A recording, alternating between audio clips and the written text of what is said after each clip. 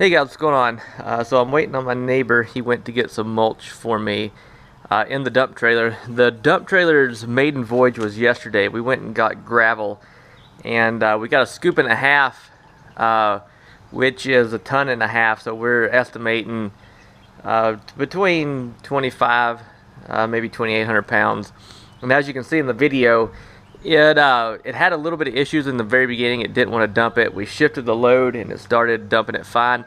The only thing is the pump is back feeding, so when you pump it up and you stop, it'll start going back down. I emailed the company to see kind of if they knew the issues with this or why this is happening. If you had any suggestions on why, I think it might be a valve.